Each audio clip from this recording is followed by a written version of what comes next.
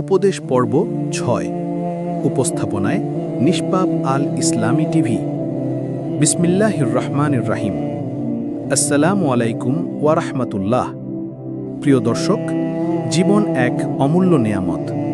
প্রতিটি মুহূর্ত আমাদের জন্য এক একটি সুযোগ আল্লাহকে রাজি করানোর, নিজের জীবনকে সৎ পথে পরিচালিত করার।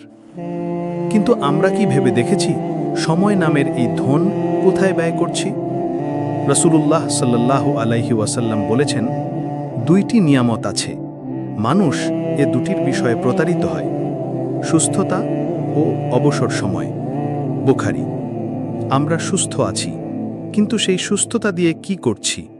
আমরা সময় পাচ্ছি, কিন্তু সেই সময় কি শুধু বিনোদন, আলাপ আর দুনিয়ার কাজে শেষ হয়ে যাচ্ছে? মনে রাখুন, এই সময় একদিন ফুরিয়ে যাবে আর সুযোগ ফিরে আসবে না।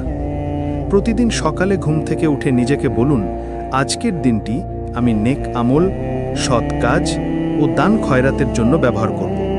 কেননা আমাদের প্রতিটি আমল আল্লাহর দরবারে গৃহীত হলে সেটিই হবে আমাদের জন্য পরকালে আলো, শান্তি ও মুক্তির পথ। ভালো কাজ ছোট হোক বা বড়, আল্লাহর কাছে তার মূল্য অগাধ। হাসি মুখে কারো সাথে কথা বলা, ক্ষুধার্তকে অল্প খাবার দেয়া, পথের কাঁটা সরিয়ে ফেলা, এ সবও সাদকা। তাই ছোট ভালো কাজকে কখনো তুচ্ছ মনে করবেন না।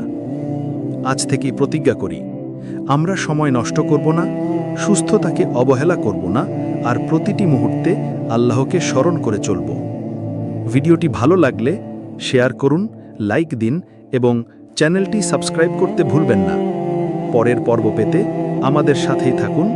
আল্লাহ হাফেজ।